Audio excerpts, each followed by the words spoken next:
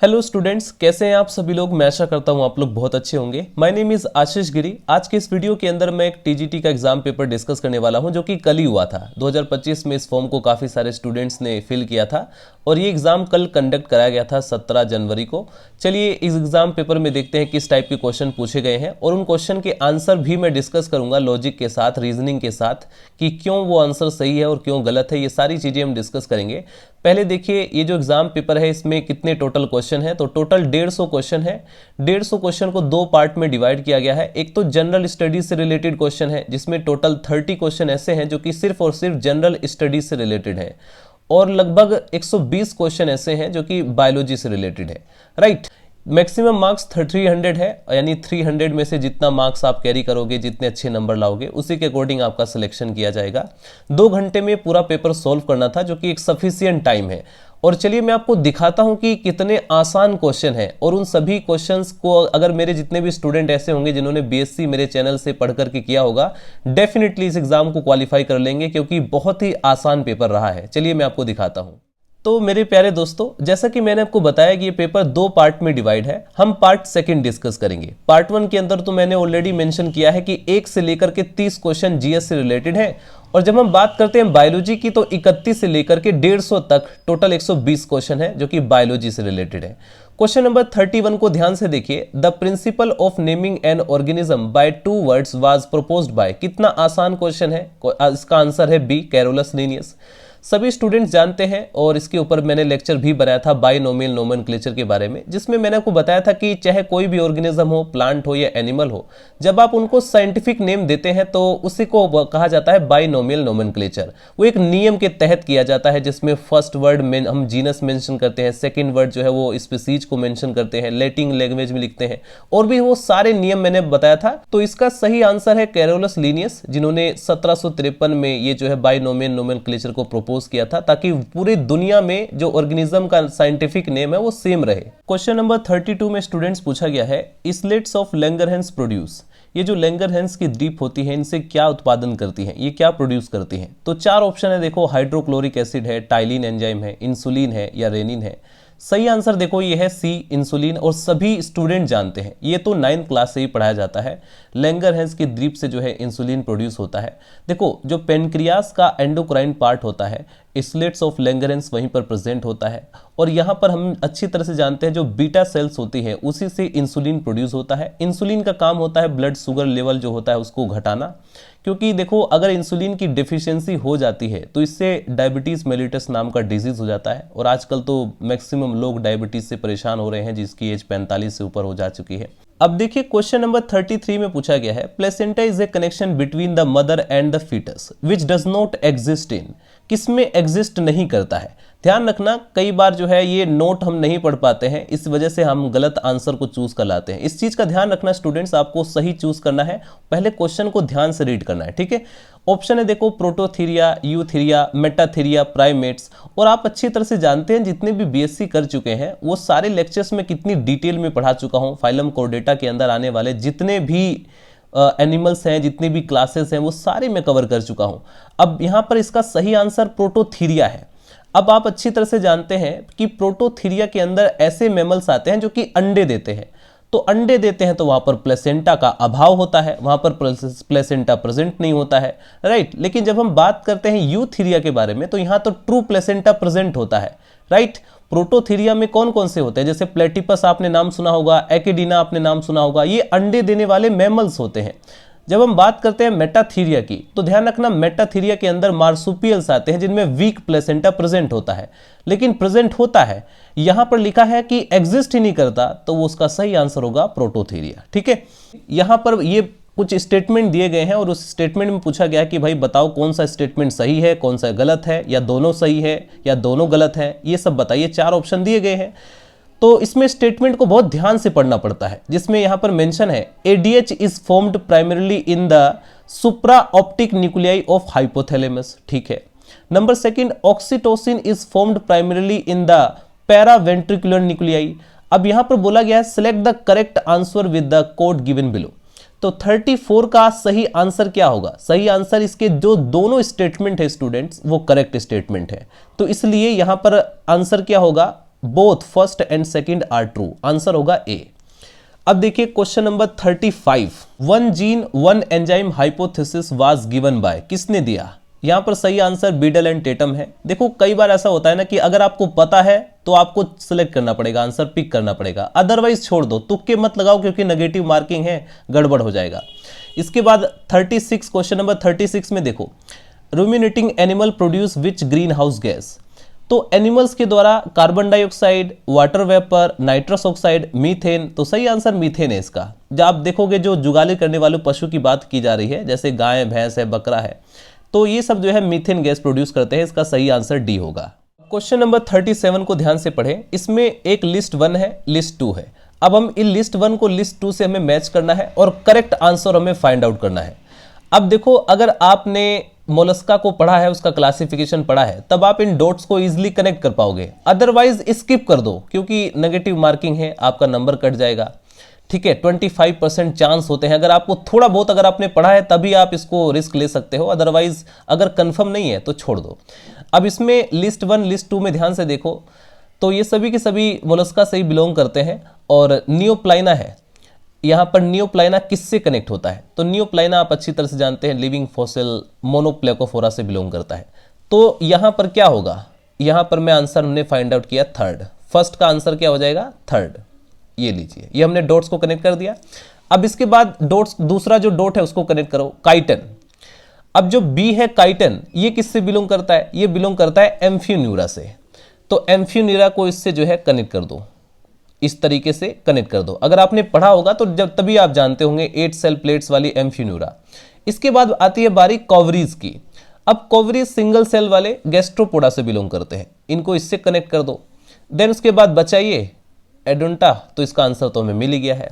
अब देखो यहां पर डॉट्स को कनेक्ट करो, पहले का थर्ड होना चाहिए, तो पहले का थर्ड तो भाई 2 में है, यहां पर भी है, यहां पर भी है।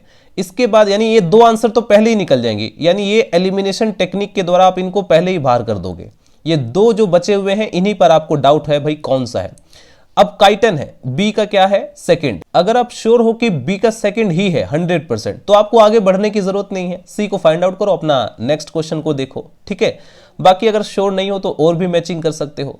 अब जैसे सी कॉवरी से गैस्ट्रोपोडा से बिलोंग करता है, सिंगल सेल वाले होते हैं, तो देखो सी का फर्स्ट होना चाहिए, क्या इसमें है? हाँ डेफिनेटली है, तो इस तरीके से सही आंसर सी है इसका। ठीक है, इस तरीके से आपको मैच करना है, एलिमिनेशन टेक्निक के द्वारा आपको क्वेश्चन सोल्व करने हैं। यही चीजें मैं आपको इस वीडियो के माध्यम से बताना चाहता हूं।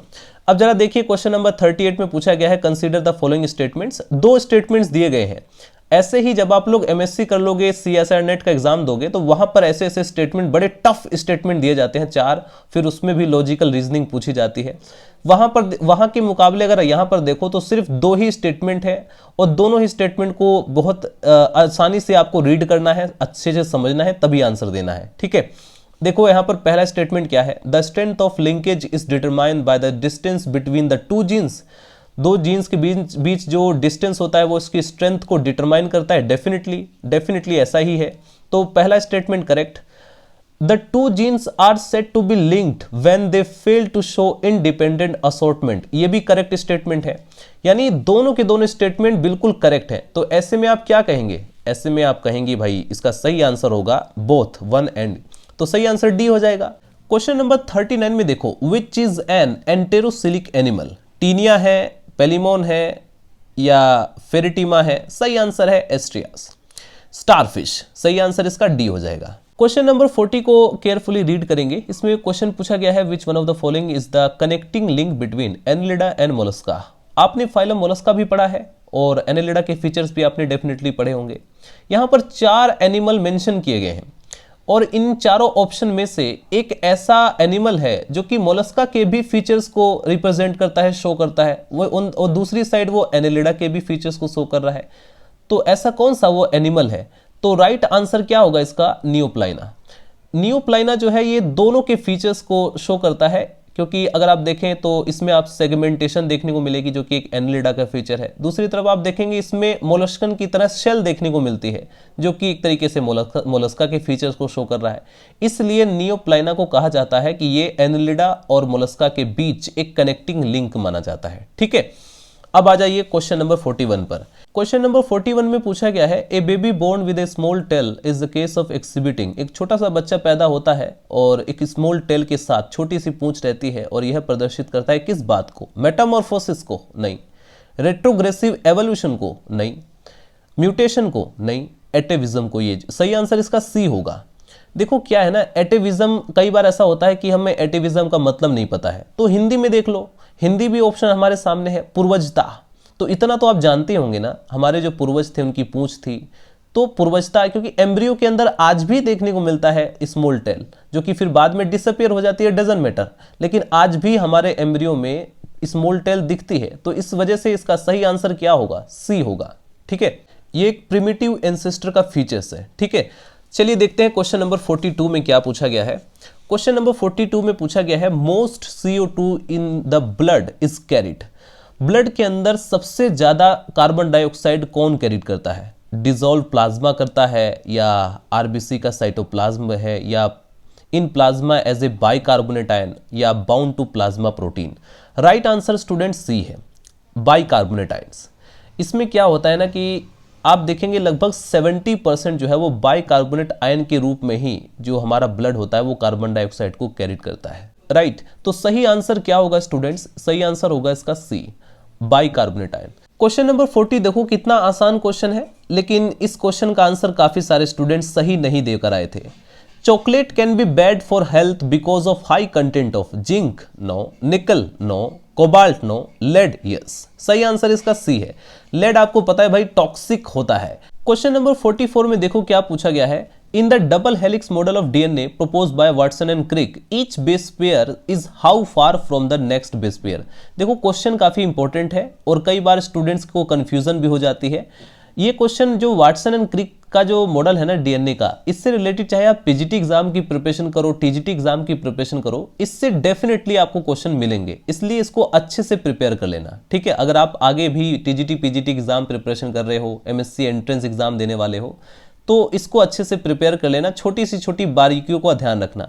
अब यहाँ पर बहुत सारे ऐसे स्टूडेंट हैं जो बाय मिस्टेक जो है 3.4 nm करके आ जाते हैं, जबकि ये जो है 10 बेस पेयर का यहाँ पर मेंशन किया गया है। 10 बेस पेयर के बाद जो एक टर्न है उसके बीच का जो डिस्टेंस है उसके बारे में बताया गया है, लेकिन इसका सही आंसर क्या है? 0.34, क्योंकि यहाँ पर से ईच बेस पेयर मेंशन है, यानी हर एक बेस पेयर के बीच जो डिस्टेंस है उसको मेंशन किया गया है।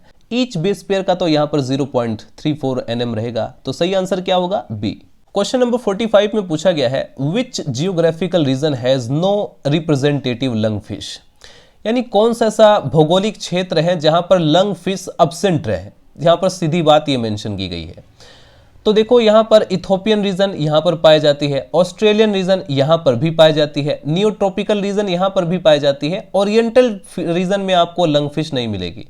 और ये आप कहाँ पढ़ेंगे? मैंने एक टॉपिक डिस्कस किया है जियोग्राफिकल डिस्ट्रीब्यूशन के बारे में, तो वहाँ पर ये चीज़ें मैंने पढ़ा रखी हैं बहुत ही डिटेल में, तो वो देखो यहाँ पर भी क्वेश्चन आया हुआ है। ये सारे टॉपिक्स में ऑलरेडी बीएससी के अंदर आप लोग पढ़ते हैं और उसी के अंदर से देखो ये टॉपिक आए पड़े हैं, और कुछ तो इतने बेसिक है कि 9 से लेके 10 क्लास में अगर आपने अच्छे से पढ़ा होगा तो भी आप लोग आसानी से उत्तर दे सकते हो। ठीक है, तो ध्यान रखना कि इथोपियन हो, ऑस्ट्रेलियन रीजन हो या न्यू ट्रॉपिकल रीजन हो, इन सभी में लंग फिश पाई जाती है, लेकिन ओरिएंटल रीजन में नहीं पाई जाती है। क्वेश्चन नंबर 46 में है, इंसेक्ट आर फिजियोलॉजिकली, ये जो इंसेक्ट होते हैं ये फिजियोलॉजिकली क्या होते हैं? तो इसका सही आंसर है यूरिकोटेलिक। कारण क्या है? यूरिकोटेलिक हमने क्यों मेंशन किया है? क्योंकि इनका जो एक्सक्रीटरी प्रोडक्ट होता है वो यूरिक एसिड होता है। ठीक है, और ये जो है यूरिक एसिड को सॉलिड फॉर्म में एक्सक्रीट होते हैं। इससे फायदा क्या है? इससे वाटर का मिनिमम लॉस होता है और डेजर्ट में आसानी से सर्वाइव कर जाते हैं। राइट, इसीलिए इंसेक्ट जो होते हैं वो फिजियोलॉजिकली यूरिकोटेलिक होते हैं। बात करते हैं क्वेश्चन नंबर 47 की। The famous Kyoto Protocol has been sign to address the problem of, कौन सी प्रॉब्लम की वजह से क्योटो को साइन किया गया था? ये जो क्योटो प्रोटोकॉल है, सब पहला यहाँ पर है eutrophication, ozone depletion, acid rain, global warming. सही आंसर इसका ग्लोबल वार्मिंग है। क्वेश्चन नंबर 47 में पूछा गया है, the famous Kyoto Protocol has been sign to address the problem of, किस तरह की प्रॉब्लम से बचने के लिए या उसको कम करने के लिए ये जो क्योटो प्रोटोकॉल है इसको साइन किया गया था? तो देखो यहाँ पर 4 ऑप्शन है, एसिड रेन है, ओजोन डिप्लेशन है, ग्लोबल वार्मिंग है, यूट्रोफिकेशन है। सही आंसर इसका बी है, ग्लोबल वार्मिंग। देखो ग्लोबल वार्मिंग एक बहुत बड़ी समस्या है और ये धीरे धीरे काफ़ी तेजी से बढ़ रही है, तो इसीलिए इसके प्रति जो है क्योटो प्रोटोकॉल को साइन किया गया था। इसमें जैसे कार्बन डाइऑक्साइड है, मीथेन गैस है, नाइट्रस ऑक्साइड है, इनका एमिशन हमें कम करना है, ठीक है। साथ में क्लाइमेट जो चेंज है उसको कंट्रोल करना है। तो इसका सही आंसर होगा ग्लोबल वार्मिंग बी, ठीक है। अब देखो क्वेश्चन नंबर 48। अगर आपने मेरे जेनेटिक्स के लेक्चर पढ़े होंगे तो इससे आसान और भी क्या ही हो सकता है। टेस्ट क्रॉस बैक क्रॉस को मैंने एक ही वीडियो के अंदर काफ़ी डिटेल में और काफ़ी इजी लैंग्वेज में समझाया था। बैक क्रॉस में यहाँ पर पूछा गया भाई क्या होगा, तो सही आंसर होगा F1 का क्रॉस आप किसी भी पेरेंट से कराओ, डजन मैटर रिसेसिव है, डोमिनेंट है, इससे कोई मतलब नहीं है, उसे बैक क्रॉस कहा जाएगा, ठीक है। तो सही आंसर क्या होगा इसका बी। क्वेश्चन नंबर 49 में स्टूडेंट्स पूछा गया है which bird can also fly backward, कौन सी ऐसी पक्षी है जो पीछे की दिशा में भी उड़ सकता है। तो यहाँ पर देखो कुछ यूनिक ही होना चाहिए। अगर कोई स्टूडेंट है, यहाँ पर मेंशन है पेंगुइन है मेंशन, कबूतर भी मेंशन है, ईगल भी मेंशन है, लेकिन इसका सही आंसर क्या है, हमिंग बर्ड। ये एक ऐसी बर्ड है जिसके अंदर पोटेंशियल होता है कि ये बैकवर्ड जो है आसानी से फ्लाई कर सकती है। तो इसका सही आंसर ए है और मुझे लगता है कि मैक्सिमम स्टूडेंट ने ए ही चूज किया होगा। अगर नहीं भी इसका आंसर पता होगा तो भी साइकोलॉजिकली आंसर यही क्लिक होता है। इसके बाद देखो क्वेश्चन नंबर 50 में पूछा गया है on the basis of the amount of yolk a frog egg is classified. Frog egg जो देखो एम्फीबियंस में हमें कॉमनली देखने को मिलता है मिजोलोसीथल। तो इसका सही आंसर क्या होगा ए, मिजोलोसीथल जो है इसका सही आंसर है। देन उसके बाद आता है क्वेश्चन नंबर 51। अगर आपने प्लांट फिजियोलॉजी के अंदर मेरा ग्लाइकोलिसिस, क्रेब्स साइकिल ये पढ़े होंगे, क्योंकि ये ऐसे टॉपिक है जिनसे रिलेटेड चाहे आप लाइफ साइंस का कोई भी एग्जामिनेशन पेपर टारगेट कर रहे हो, क्वेश्चन डेफिनेटली पूछा जाएगा। यहां पर भी देखो ग्लाइकोलिसिस से रिलेटेड क्वेश्चन आया हुआ है। In glycolysis which enzyme help to convert fructose 1,6 diphosphate to three phosphoglyceraldehyde. इसका सही आंसर है भैया एल्डोलेज। क्वेश्चन नंबर 52 में पूछा गया है organism have a tendency toward increase in size during their evolution, this rule is known as. इस rule को हम किस रूल के नाम से जाना जाता है, एक बार हिंदी में भी रीड करते हैं। जीवों में उनके जैव विकास के मध्य आकार में वृद्धि, साइज का इंक्रीज होना, ये प्रवृत्ति कौन से नियम को दर्शाती है। Hamilton rules no, Allen's rules no, Bergmann rules no. सही आंसर क्या है, Cope's rule. Cope's rule students एक तरीके से एवोल्यूशन के साथ बॉडी के साइज के बढ़ने की टेंडेंसी के बारे में बात की गई है। तो सही आंसर क्या होगा, D, cops rule. Question number 53 एक तरीके से थोड़ा लॉजिकल क्वेश्चन पूछा गया है। If thyroid gland is completely remove from A tadpole it will. अगर आप टेडपोल के अंदर से थायराइड ग्लैंड को रिमूव कर दो, कंप्लीटली हटा दो, तो इससे क्या होगा। आपको पता है भाई थायराइड जो ग्लैंड होता है वो थायरोक्सिन हार्मोन जो है वो रिलीज करता है या प्रोड्यूस करता है, जिससे कि मेटामॉर्फोसिस हो पाता है टेडपोल का। अगर थायराइड ग्लैंड आप निकाल दोगे तो थायरोक्सिन नहीं बनेगा, थायरोक्सिन हार्मोन नहीं होगा तो फिर मेटामॉर्फोसिस नहीं होगा, मेटामॉर्फोसिस नहीं होगा तो वो जो टेडपोल है वो बेचारा टेडपोल ही रह जाएगा, राइट। तो सही आंसर क्या होगा, A, remain a tadpole indefinitely, right. अब इसमें 4 ऑप्शन थे लेकिन सही आंसर क्या है, ए। क्वेश्चन नंबर 54 में पूछा गया students the transition zone present between 2 different types of communities is called. ये जो 2 डिफरेंट टाइप की कम्युनिटीज के बीच जो ट्रांजिशन जोन प्रेजेंट रहता है उसे हम क्या कहते हैं, इको टाइप, इकोस्फेयर, लिटोरियल जोन या इकोटोन। राइट आंसर है देखो डी, इकोटोन। आपको तुक्का लगाने की जरूरत नहीं है, अगर आपको पता है तो ठीक है, अदरवाइज क्वेश्चन को स्किप करना सीखो, ठीक है, ताकि नेगेटिव मार्किंग से बचा जा सके। राइट आंसर इसका इकोटोन है। एग्जाम्पल के साथ जैसे कोई फॉरेस्ट है और ग्रासलैंड, इनके बीच का इसको आप क्या कहेंगे, ट्रांजिशन जोन। वहां पर आपको काफी हाई स्पीसीज डाइवर्सिटी देखने को मिलेगी, ठीक है। क्वेश्चन नंबर 55 में पूछा गया है which of the following is a metabolic precursor of most steroid hormones. अब आपको पता है, इतना तो जिम वाले लड़के भी जानते हैं भाई, इसका सही आंसर क्या होगा, कोलेस्ट्रॉल। ये जितने भी स्टेरॉइड हार्मोन्स आप देखते हो कोलेस्ट्रॉल से ही बनते हैं। क्वेश्चन नंबर 56 में पूछा गया है crossing over between maternal and paternal chromatids occur during, कब होता है। सही आंसर इसका पैकाटीन है, ठीक है। आंसर लगाओगे क्या, डी।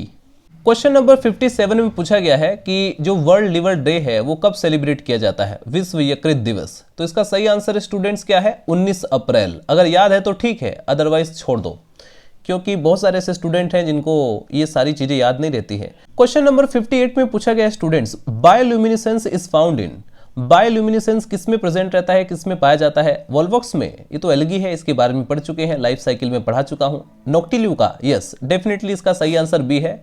इसके बाद देखिए सी में ट्राइकोमोनास, जियार्डिया, तो यहाँ पर और भी ऑप्शन है लेकिन सही आंसर इसका बी है। ये एक तरीके का आप देखेंगे मैराइन डाइनोफ्लैजिलेट होता है। और इसके बाद आता है question number 59, Weberian ossicles are found in, कहाँ पर पाया जाता है, कौन से एनिमल्स में? स्नेक्स में पाया जाता है या फ्रॉग्स में पाया जाता है, बर्ड्स में पाया जाता है या फिशेज में पाया जाता है? तो इसका सही आंसर स्टूडेंट्स डी है, फिशेज में पाया जाता है। जो मछलियां होती हैं उसमें साउंड ट्रांसमिशन या जो इनर ईयर होता है ना, आंतरिक कर्ण, उसमें साउंड ट्रांसमिशन के लिए इससे हेल्प करता है। क्वेश्चन नंबर 60 में देखिए फिर दोबारा से लिस्ट 1 लिस्ट 2 हमें मेंशन किया गया है और हमें लिस्ट 1 को लिस्ट 2 से मैच करना है और सही आंसर जो करेक्ट आंसर है उसे फाइंड आउट करना है। तो लिस्ट 1 में देखो यहां पर ए में मेंशन किया गया है इंटरफेस। अगर आपने सेल साइकिल पढ़ा है तो डेफिनेटली आप जाओगे चौथे नंबर पर। आप इस डॉट को, ये जो इंटरफेस वाला डॉट है, इसको कनेक्ट करोगे 4 से। चलो ठीक है, हमने कनेक्ट कर दिया। अब आता है B, M phase. M phase को ध्यान से देखो, ये किससे मैच कर रहा है? तो एम एक माइटोटिक फेज है भैया, तो डिवीजन फेज, इससे हमने कनेक्ट कर दिया। ये लीजिए, ठीक है, डिवीजन फेज होता है। अब आता है सी, मियोसिस सेकंड। ये कहां से मैच कर रहा है? ये मैच कर रहा है होमोटाइपिक डिवीजन से, और मियोसिस फर्स्ट जो है ये कनेक्ट होता है 1 से। अब देखो यहां पर क्या ऐसा कुछ मैच हो रहा है जैसा आपने लगाया है? तो यहां पर हम ए का फोर्थ मान रहे हैं, तो ए का फोर्थ कहां कहां पर है? एक तो यहां पर देखने को मिल गया, सही आंसर ए है, पहले ही हमें आंसर मिल गया। अगर आप यहां पर कंफर्म है ना, तो यहां पर कंफर्म होने में कोई दिक्कत नहीं है। इसके बाद देखो फिर भी हम आगे मैच करते हैं। एम फेज का देखो यहां पर मेंशन है थर्ड, तो यहां पर थर्ड है। सी को हमने सेकंड से मैच किया है, यहां पर मैच है। डी को हमने फर्स्ट से मैच किया है यहां पर। तो इस तरीके से देखो, अगर आप लोग फर्स्ट से ही आप बहुत कंफर्म हो और यहाँ पर फर्स्ट में ही ऐसा आंसर दे दिया जाए जिसमें एक ही ऑप्शन हो, तब तो एलिमिनेशन टेक्निक के द्वारा तुरंत क्वेश्चन सॉल्व किया जा सकता है। क्वेश्चन नंबर 61, क्वेश्चन नंबर 61 में पूछा गया है the function of osphradium in Pila. Pila globosa के बारे में तो मैं गजब के जितने भी लेक्चर्स है इससे रिलेटेड वो सब पढ़ा चुका हूं। Digestive system, reproductive system, blood vascular system, इसकी सारी हैबिट, स्ट्रक्चर सब पढ़ा चुका हूं।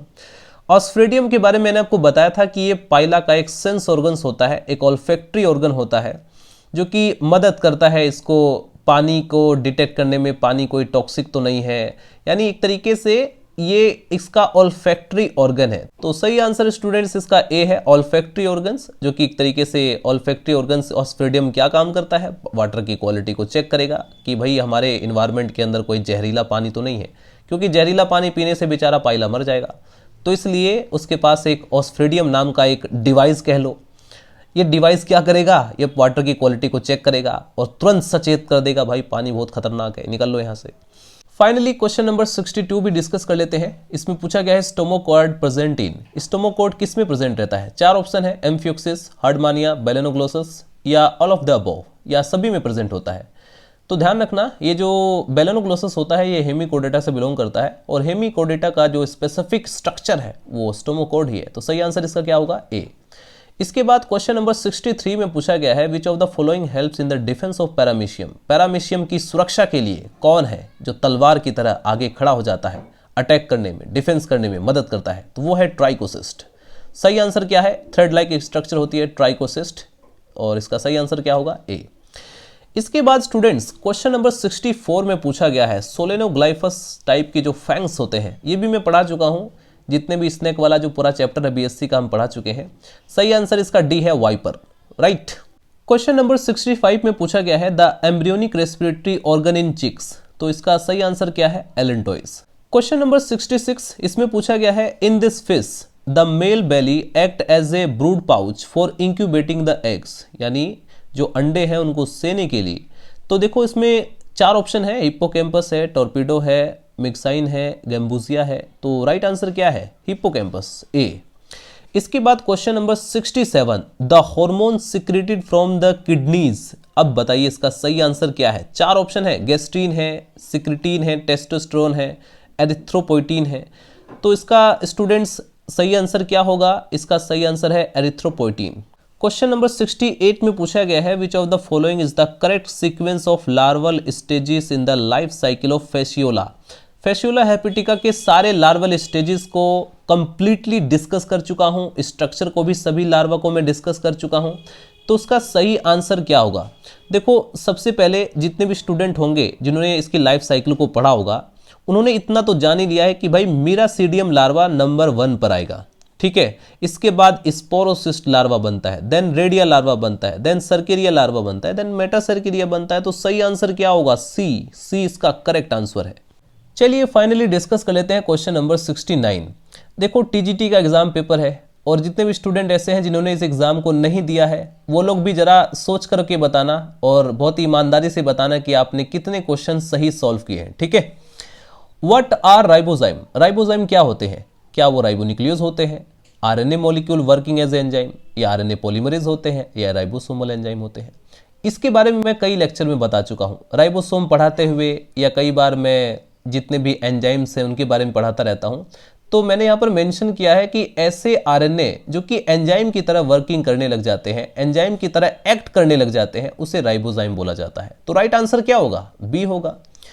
क्वेश्चन नंबर 70 है the type of placenta found in human is. अब इससे इजी क्वेश्चन और क्या हो सकता है? ह्यूमन के बारे में पूछा गया है, इससे तो आप बहुत ही ज्यादा फेमिलियर होंगे। तो सही आंसर क्या होगा 70 का? देखो 4 ऑप्शन है यहाँ पर, तो इसमें से सही आंसर होगा ऑप्शन ए, हीमोकोरियल। सही आंसर है इसका, हीमोकोरियल ही है इसका सही आंसर और सभी लोग जानते हैं। तो इस पर ज्यादा समय व्यर्थ ना करते हुए आगे बढ़ते हैं। क्वेश्चन नंबर 71 है students, regenerative capacity of hydra was discovered by. इसका सही आंसर क्या है? क्योंकि बहुत सारे ऐसे स्टूडेंट होंगे जिन्होंने इस क्वेश्चन को छोड़ दिया होगा, क्योंकि याद है तो कर लो, अदरवाइज छोड़ दो। सही आंसर इसका ट्रिम्बले है। उसके बाद आता है question number 72, mitral valve of mammalian heart is also known as. Right answer क्या है? Bicuspid valve, right. Question number 73, absence of one sex chromosome causes. अब आप अच्छी तरह से जानते हैं, अगर आपने पढ़ा होगा, एक बीएससी में चैप्टर आता है न्यूमेरिकल चेंजेस इन क्रोमोसोम, तो आप डेफिनेटली आंसर लगा देंगे। आंसर इसका B, Turner syndrome. Question number 74 में पूछा गया है which of the following is the correct taxonomic hierarchy. अब देखो, इससे ज्यादा आसान और क्या हो सकता है? 3 ऐसी हायरार्की हैं जो कि गलत ऑर्डर में है, गलत अरेंज किया गया है, हमें सही अरेंज में ढूंढना है। तो सबसे पहले नंबर पे आप कितना भी बेवकूफ स्टूडेंट होगा ये तो जानता होगा, सबसे पहले तो भैया हम रखेंगे किंगडम को। तो देखो, किंगडम यहाँ पर 2 ऑप्शन है, एक तो बी में भी है, डी में भी है, यानी एलिमिनेशन टेक्निक के द्वारा ये जो पहले वाला है उत्तर और जो तीसरे वाला है ये तो बिल्कुल भी नहीं हो सकता है। सिर्फ यहीं पर अब डाउट बचा हुआ है। दूसरे नंबर पर आता है स्टूडेंट्स, आप अच्छी तरह से जानते हैं, फाइलम, यानी कि सही आंसर क्या होगा? बी। टिक करके आगे बढ़ो। अगर और भी क्लैरिफाई करना है तो हमें पता है फाइलम के बाद आती है class, then order, then family, then genus, then species. तो सही आंसर क्या होगा? बी। यहां पर देखो गलत हो जाता है। अब आ जाते हैं क्वेश्चन नंबर 75 पर, जिसमें पूछा गया है which is not a vertebrate character. कौन सा ऐसा कैरेक्टर है जो कि वर्टिब्रेट कैरेक्टर नहीं है? फेरेंजियल गिल स्लिट्स, ये तो है भैया। इसके अलावा मेटामेरिज्म, ये भी है। हेपेटिक पोर्टल वेन, ये भी है। तो क्या है जो नहीं है? वो है रेड कलर प्लाज्मा, ठीक है। बी एक ऐसा ऑप्शन है जो कि गलत आंसर है, ठीक है, ये वर्टिब्रेट कैरेक्टर नहीं है। क्वेश्चन नंबर 76 में पूछा गया है in which mammals are hind limbs absent.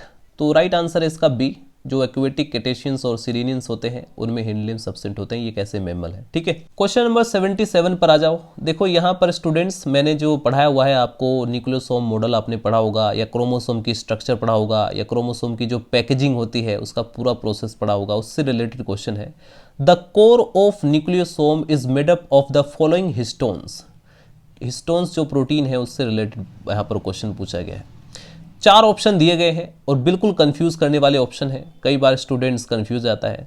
तो देखो H2A, H2B, H3 और H4, ठीक है। राइट आंसर क्या होगा? D, H2A, H2B, H3 and H4, यही आंसर है और इसी आंसर को आई थिंक आपने मेंशन भी किया होगा। इसके बाद देखिए यहां पर क्वेश्चन नंबर 78 है the enzyme present in tears is also known as.